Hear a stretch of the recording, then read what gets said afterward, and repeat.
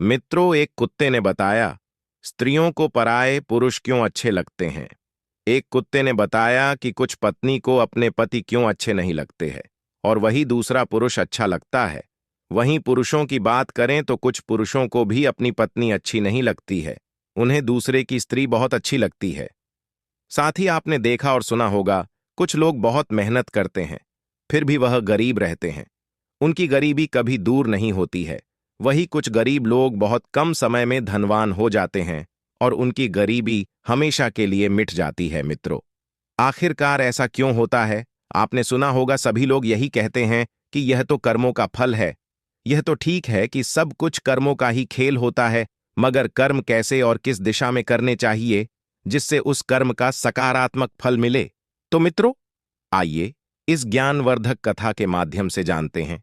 नमस्कार मित्रों, आप सभी लोगों से निवेदन है कि इस कथा को और कहानी को सुनने से पहले कमेंट बॉक्स में हर हर महादेव लिखकर वीडियो को लाइक करके, चैनल को सब्सक्राइब करके बेल आइकन ऑल पर प्रेस कर लीजिए, जिससे आप सभी लोगों को हमारा वीडियो सबसे पहले मिले और आप सभी लोग प्राचीन कथाओं और कहानियों से जुड़े रहें। एक समय की बात है, एक जंगल में एक आम का पेड़ था। उस आम के पेड़ के नीचे एक कुत्ता रहा करता था। एक दिन उस पेड़ के पास से होकर के एक साधु निकलते हुए जा रहे थे। उन्हें थोड़ी सी थकान महसूस हुई, तो वह संत जो थे उसी आम के पेड़ की छाया में बैठ गए, जिसके नीचे एक कुत्ता रहा करता था। वही जब कुत्ते की नजर उन साधु पर पड़ती है, तो कुत्ता साधु से कहने लगता है, महाराज, आप तो ज्ञानी हैं, हमको कोई ऐसा रास्ता बताओ जिससे कि शरीर पूरा होने के बाद हमें स्वर्ग की प्राप्ति हो। फिर कुत्ते की बात को सुनकर के वह साधु कहने लगते हैं, यदि तुम स्वर्ग में जाना चाहते हो तो तुम्हें दो प्रश्नों के उत्तर खोजने होंगे। जिस दिन तुम्हें इन दोनों प्रश्नों के उत्तर मिल जाएंगे, उस दिन तुम्हारी समस्या का समाधान हो जाएगा। फिर साधु की बात को सुनकर के कुत्ता कहने लगता है, हे महाराज, आप मुझे अपने दोनों प्रश्न बताओ, जिनका उत्तर मैं अवश्य ढूंढ कर रहूंगा। फिर साधु कहता है, हे कुत्ते, मेरा पहला प्रश्न है, भगवान को किस प्रकार भोग लगाने से भिखारी भी राजा बन जाता है? और मेरा दूसरा प्रश्न है, स्त्री को दूसरे का पति और पुरुष को दूसरे की पत्नी क्यों अच्छे लगते हैं? मित्रों, इस प्रकार दोनों प्रश्न बताकर के वह साधु वहां से चला जाता है। वहीं साधु के चले जाने के बाद में कुत्ता उन दोनों प्रश्नों का उत्तर ढूंढने के लिए चारों तरफ भटकता रहता है, पर उन्हें संतुष्ट भरा उत्तर नहीं मिल पाता है। और इस प्रकार जब कुत्ता परेशान हो जाता है, तो उसकी मुलाकात एक बूढ़े गिद्ध से हो जाती है। वह बूढ़ा गिद्ध जो था, कुत्ते से कहता है कि तुम भगवान श्री कृष्ण के पास जाओ, वही तुम्हारी समस्या का समाधान कर सकते हैं। मित्रों, इस प्रकार कुत्ता बूढ़े गिद्ध की बातों को सुनकर के भगवान श्री कृष्ण के पास मिलने को चल देता है। चलते चलते वह एक नदी के पास पहुंच जाता है। वहां पर वह कुत्ता देखता है कि भगवान श्री कृष्ण और उनकी प्रिय राधा रानी एक बरगद के पेड़ के नीचे उस नदी के पास में बैठे हुए थे। फिर वह कुत्ता भगवान श्री कृष्ण के पास जाकर के उन्हें अपनी समस्या बताता है। तो कुत्ते की बात को सुनकर के भगवान श्री कृष्ण कुत्ते से कहते हैं, हे स्वान, मैं तुम्हें एक छोटी सी कथा सुनाता हूं। तुम इस कहानी को बड़े ही ध्यान से सुनना। यदि तुमने इस कहानी को पूरे मन से सुन लिया, तो निश्चित ही तुम्हें तुम्हारे दोनों प्रश्नों के उत्तर मिल जाएंगे। फिर कुत्ता कहता है, हे प्रभु, मैं आपको वचन देता हूं कि जब तक आप कहानी सुनाएंगे, मैं कहानी को पूरे मन से सुनूंगा। आप कहानी को शुरू कीजिए मित्रों। फिर आगे भगवान श्री कृष्ण कहते हैं कि हे स्वान, एक गांव के बाहर एक जंगल में भगवान शिव का एक छोटा सा मंदिर था, जिसमें एक वृद्ध पुजारी रहते थे। एक दिन एक गरीब मां अपने नन्हे से बालक को मंदिर के द्वार पर छोड़कर चली गई। बहुत खोजने पर भी पुजारी को बालक के परिवार का कुछ भी पता नहीं चला। जब गांव का भी कोई व्यक्ति उस बालक का लालन पालन करने को तैयार नहीं हुआ, पुजारी ने भगवान भोले बाबा की इच्छा समझ करके उस बच्चे को अपने पास रख लिया और उस बच्चे का नाम चंदन रख दिया। वहीं गांव के श्रद्धालु भक्तों से जो कुछ भी प्राप्त होता था, उसी से भगवान भोलेनाथ का और पुजारी का और उस बालक चंदन का गुर्जर बसर हुआ करता था। और यदि किसी दिन भोग कम भी पड़ जाता था तो पुजारी जो था भगवान को भोग लगा करके और स्वयं और उस बालक को गंगा जल पिला करके केवल सो जाते थे। वहीं धीरे धीरे चंदन बड़ा होने लगा और अब वह पुजारी के कामों में हाथ बटाने लगा। वृद्ध पुजारी को अब कुछ आराम मिलने लगा। इसीलिए पुजारी ने अब चंदन को मंदिर की सफाई, भगवान भोलेनाथ की पूजा और उनको भोग लगाना और उनकी आरती करने की विधि अच्छी प्रकार से समझा दी। और स्वयं पुजारी जो थे भगवान भोलेनाथ के नाम जप और संकीर्तन में अपना समय व्यतीत करने लगे। वहीं एक दिन भगवान भोलेनाथ के मंगलकारी नाम का जप करते हुए उन पुजारी के प्राण टूट गए। अब पुजारी की मृत्यु हो जाने के बाद में वह चंदन नामक बालक जो था, उसका संसार में भगवान शिव के अलावा और कोई दूसरा सहारा नहीं रहा, क्योंकि उस बच्चे को पुजारी ने पाला था। वही पुजारी ने मरने से पहले उस चंदन को 3 बातें बताई थीं। पहली बात बताई थी कि हमेशा भगवान भोलेनाथ को ताजी गर्म रसोई का ही भोग लगाना। दूसरी बात, भगवान को भोग लगाए बिना स्वयं कुछ भी नहीं खाना। तीसरी बात, भगवान भोलेनाथ पर विश्वास रखकर कभी भी किसी भी वस्तु का संग्रह नहीं करना। बासी भोजन का भी भोग नहीं लगा। मित्रों, वहीं उस चंदन नामक व्यक्ति को पुजारी की तीनों बातें ठीक से याद थीं और वह चंदन उन तीनों ही बातों का बड़े ही ध्यान से पालन करता था। यदि कोई भक्त पहले से बना भोजन या मिठाई मंदिर में दे जाता तो बालक धन जो था उसे गरीबों में बांट देता था। वह स्वयं रसोई में ताजा प्रसाद बनाकर भगवान भोलेनाथ को भोग लगाता था। उसके बाद ही स्वयं प्रसाद ग्रहण करता था और यदि फिर भी बच जाता था तो उसे बांट देता था। मित्रों, फिर आगे कथा को सुनाते हुए भगवान श्री कृष्ण कुत्ते से कहते हैं, हे स्वान, यदि उस चंदन बालक को रसोई में प्रसाद बनाने को कुछ नहीं मिलता था तो वह भगवान भोलेनाथ को जल चढ़ाकर और स्वयं जल पीकर रह जाते थे। ऐसे धीरे धीरे करके बरसात का मौसम आ गया। एक दिन की बात है, 3-4 दिन तक मूसलाधार बरसात होने से मंदिर में एक भी भक्त नहीं आया। वहीं चंदन अपने भगवान शिव को गंगा जल का ही भोग लगाता रहा और उसी को ही पीकर स्वयं भी समय गुजारता रहा। उधर भगवान भोलेनाथ उस बालक चंदन की भक्ति और सहन शक्ति की परीक्षा लेते रहे, किंतु आखिर में अपने भक्त बालक को भूख से तड़पते देख करके भगवान शिव से रहा नहीं गया। फिर भगवान शिव एक साधु बाबा का रूप धारण करते हैं और अपने हाथ में कुछ प्रसाद बनाने की सामग्री अपनी दिव्य शक्ति से प्रकट करते हैं और मंदिर के द्वार पर पहुंच जाते हैं। और इस प्रकार भगवान भोले बाबा ने मंदिर पर आवाज लगा करके उस चंदन लड़के को बुलाया और उसके हाथ में पोटली देते हुए कहा, यह कच्चा राशन सीधे के रूप में सेठ जी ने तुम्हारे पास भेजा है।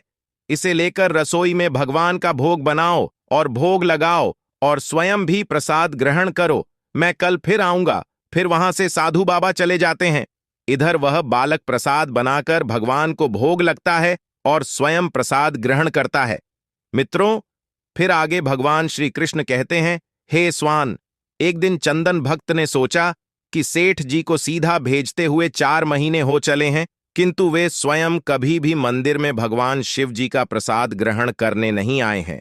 फिर अगले दिन भगवान शिव जी साधु के भेष में जब सीधे की पोटली देने आए तो चंदन भगत ने उनसे कहा, अरे भाई, तुम्हारे सेठ जी इतने बड़े धर्म महात्मा हैं कि रोजाना तुम्हारे हाथों से सीधा भिजवा देते हैं और कभी भी स्वयं मंदिर में प्रसाद लेने के लिए नहीं आते। इस कारण से मेरा हृदय अत्यंत दुखी हो रहा है। तुम अपने सेठ जी से कहना कि कल वह भी मंदिर में प्रसाद ग्रहण करने के लिए अवश्य पधारें। वहीं चंदन भक्त की बात को सुनकर कि भगवान शिव जी चौंक कर घबरा उठे और बोले, अरे पुजारी जी, सेठ जी मेरे द्वारा आपको सीधा भेजते हैं। आप इससे भगवान को भी भोग लगा लेते हैं और स्वयं भी प्रसाद ग्रहण कर लेते हैं। फिर सेठ जी को बीच में बुलाने की क्या जरूरत है? जैसा चल रहा है वैसा ही चलने दीजिए। फिर वह चंदन कहने लगा, ऐसे कैसे चलने दूं आपके धर्मात्मा सेठ जी? इतने दिनों से सीधा भेज रहे हैं। क्या मैं उन्हें भगवान का प्रसाद देने का अपना कर्तव्य भी पूरा ना करूं? मैं किसी का उद्धार खाने वाला नहीं हूं।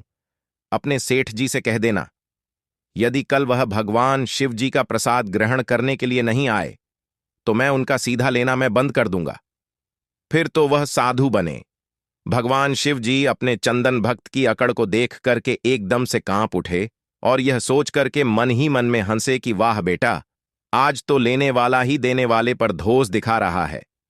लेकिन सरल हृदय भक्त के मनोभाव पर दया करके भगवान शिव जी बोले, ठीक है पुजारी जी, कल सेठ जी मंदिर में प्रसाद ग्रहण करने जरूर पधारेंगे। वहीं दूसरे दिन बड़े सवेरे ही शिवजी भेष बदलकर दूध और बहुत सारी भोजन की सामग्री लेकर के मंदिर पहुंच गए। वहीं जब चंदन में देखा तो ऊंचे स्वर में बोला, भाई आज इतना सारा सीधा किस लिए लेकर आए हो? तो साधु बने। भगवान शिव बोले, पुजारी जी, क्या आप भूल गए? आज आपने सेठ जी को प्रसाद के लिए बुलाया है, इसलिए आप जाकर के रसोई में बनाइए और भगवान शिव को भोग लगाइए। वही साधु बने। भगवान शिव कहने लगे, हे चंदन, यह तो बता दीजिए कि सेठ जी को किस समय आना है। तो चंदन ने प्रसन्न होकर के उस साधु को सेठ के आने का समय बता दिया। अब उधर तो चंदन भक्त रसोई तैयार करता है और इधर भगवान शिव जी जो थे अपने चंदन भक्त की इच्छा पूरी करने के लिए फिर सेठ का रूप धारण करते हैं। इधर अपने स्वामी को एक प्यारे भक्त के यहां पर जाने का समाचार सुनकर कि माता पार्वती भी भला कैसे पीछे रहती, वह भी शिव भगवान की आज्ञा को पा करके बूढ़ी सेठाई का रूप धारण कर ली। मित्रों, फिर आगे भगवान श्री कृष्ण उस कुत्ते से कहते हैं, हे स्वान, जब भगवान शिव और माता पार्वती एक सेठ और सेठानी का रूप धारण करके अपने भक्त के यहां दावत खाने चले तो ऋषि मुनि देवता आदि भी उन्हें देख करके अति प्रसन्न हुए।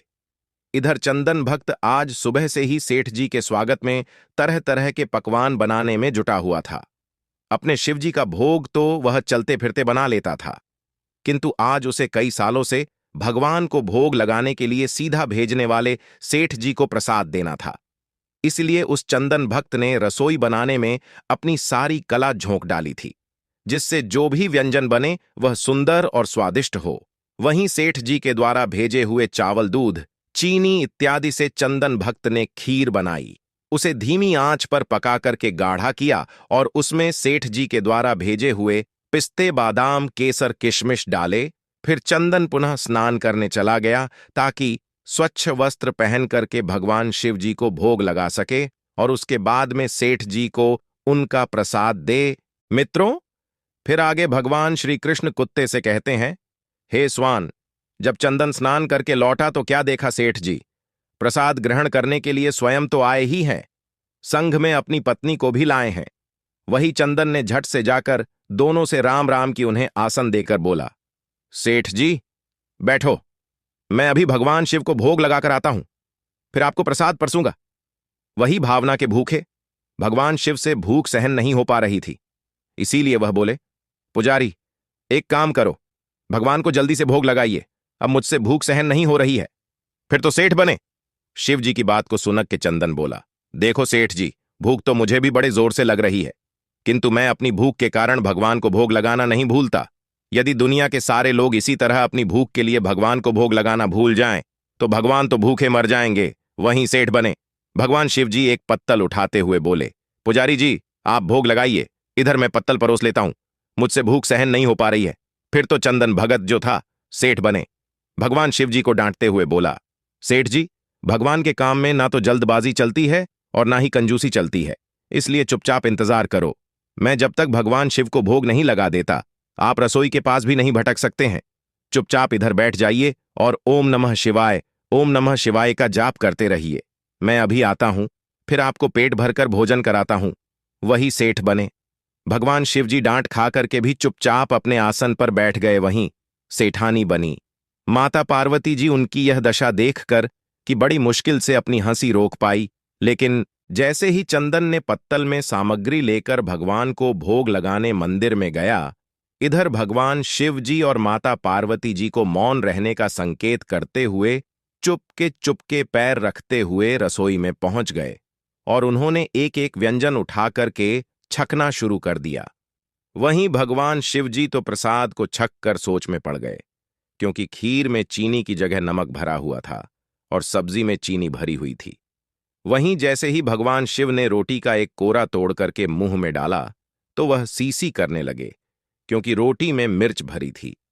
वहीं शिव जी सीसी करते हुए उल्टे पैर भाग गए और अपने आसन पर जा बैठे।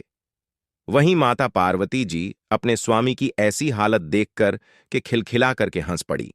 इससे पहले कि भगवान शिव जी माता पार्वती के सामने कुछ सफाई दे पाते, चंदन भक्त ओम नमः शिवाय का जप करते हुए रसोई में पहुंचा और उसने भोग को रसोई में मिलाकर के उसे पवित्र बना डाला और फिर सेठ जी के सामने पत्तल में परोस दिया और बोला, सेठ जी, मैंने भगवान को भोग लगा दिया है, अब आप भी प्रसाद ग्रहण करिए। कुछ देर ऐसे ही बीत गया, फिर भी वह सेठ प्रसाद ने ग्रहण किया तो चंदन बोला, सेठ जी, अब क्या हो गया आपको?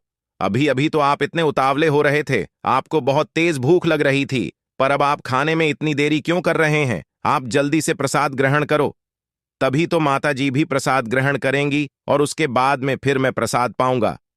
वहीं चंदन की बात को सुनकर के भगवान शिव जी चुपचाप खीर का कुल्हड़ उठाया और सारी नमकीन खीर घट-घट पी गए। कुल्हड़ खाली होने की देर थी कि चंदन ने उसे झट से भर दिया। अपने प्रिय भक्त के हाथों परोसे हुए भोग में भगवान को आज दुगना स्वाद आने लगा। चंदन परोस सता गया और भगवान शिव जी पीते गए। वहीं माता पार्वती बैठी हुई भक्त और भगवान दोनों के प्रेम को देख करके मंत्रमुग्ध होती रही। अब सारी रसोई समाप्त हो गई तो भगवान ने एक जोर की डकार ली। वहीं चंदन को होश आया और बोला, वाह सेठ जी वाह, मैं ही बावला था जो आज इतनी थोड़ी सी रसोई बनाई। मुझे पता होता कि आपको प्रसाद ग्रहण करने का इतना बड़ा शौक है तो मैं और ज्यादा रसोई बनाता। वहीं भगवान शिव जी अपने पेट पर हाथ फेरते हुए सेठानी बनी माता पार्वती की ओर मुस्कुराकर देखते हुए बोले, पुजारी जी, मैं इतना रोज खाना कहाँ खाता हूं, किंतु आज प्रसाद इतना स्वादिष्ट बना था कि अपने पर बस ही नहीं रहा और मैं खाता चला गया। किंतु तभी चंदन भक्त रोवासा होकर बोला, सेठ जी, वह तो आपने ठीक किया, लेकिन माताजी तो भूखी रह गई, रसोई तो आपने सारी साफ कर दी। फिर तो माता पार्वती पर चंदन की उदासी देख करके रहा नहीं गया। उन्होंने बची हुई खीर की 4 बूंदें अपने कंठ में टपका लीं, पर भगवान शिव जी द्वारा भोग लगाने से प्रसाद में अद्भुत अलौकिक स्वाद भर गया था। ऐसी सुगंधित और मीठी खीर छककर जगत जननी की आकंठ तृप्त हो गई और उनके तृप्त होते ही सृष्टि का प्रत्येक प्राणी तृप्त हो गया। फिर चंदन बोला, सेठ जी, आपने और माताजी ने प्रसाद ग्रहण कर लिया, इससे मुझे अत्यंत संतोष हुआ है। समझ लीजिए, आप दोनों द्वारा प्रसाद ग्रहण करने से मेरा पेट भर गया, किंतु मैं भी एक दाना ले ही लेता हूं, जिससे कि भगवान शिव जी के प्रसाद का अनादर ना हो। और ऐसा कहकर के चंदन ने इसी खीर के पत्तल में लगा हुआ एक चावल का दाना उठाकर के अपने कंठ में डाल लिया। वहीं चावल के एक दाने से ही उस चंदन की मन की इच्छाओं की तृप्ति हो गई। मित्रों, फिर आगे भगवान श्री कृष्ण कुत्ते से कहते हैं, हे स्वान, वहीं उसके ज्ञान के नेत्र खुल गए और उसने क्या देखा कि उसके सामने यानी चंदन भगत के सामने भगवान शिव जी और माता पार्वती जी आशीर्वाद की मुद्रा में मुस्कुराते हुए खड़े हैं। फिर तो भगवान शिव और पार्वती जी का असली रूप देख करके चंदन भगत दौड़ करके उनके चरणों में लौट गया। वहीं भगवान शिव ने चंदन भक्त को हाथों से आशीर्वाद देते हुए कहा, बेटा, बताओ तुम्हें क्या चाहिए? मैं तुम्हारी भक्ति से बहुत ही प्रसन्न हूं, जो इस प्रकार से भगवान को भोग लगाते सच्ची निष्ठा के साथ में उन पर आस्था रखते हैं, उनके जन्म जन्मांतर के पाप दूर हो जाते हैं और उनकी गरीबी हमेशा के लिए दूर हो जाती है। फिर चंदन भक्त कहने लगा, हे प्रभु, मुझे कुछ नहीं चाहिए, केवल आपका प्यार और आशीर्वाद चाहिए।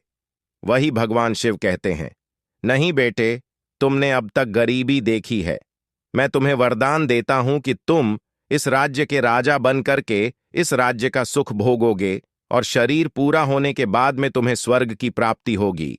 और फिर ऐसा कहकर के भगवान शिव और माता पार्वती वहां से अंतर्ध्यान हो जाते हैं।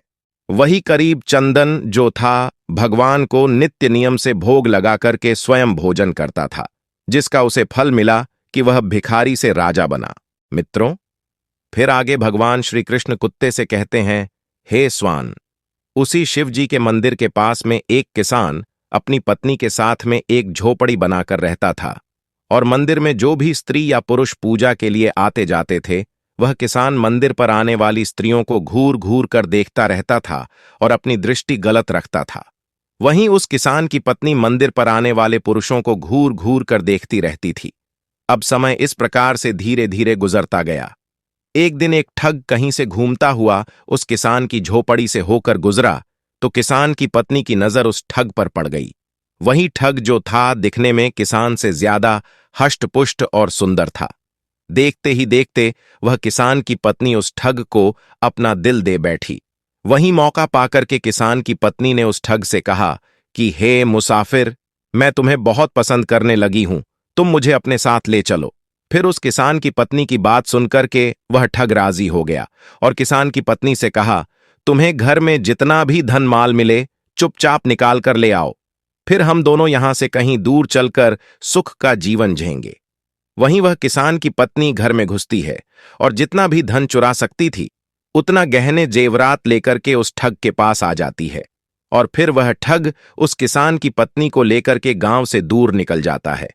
वहीं थोड़ी देर के बाद में एक ठगनी उसी किसान की झोपड़ी से होकर गुजरती है।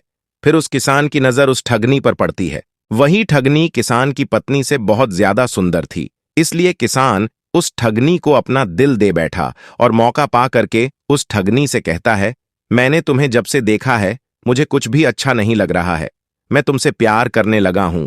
फिर ठगनी ने कहा, तो तुम क्या चाहते हो? फिर किसान ने कहा, तुम कहीं दूर चलकर के एक साथ सुखपूर्वक रहेंगे।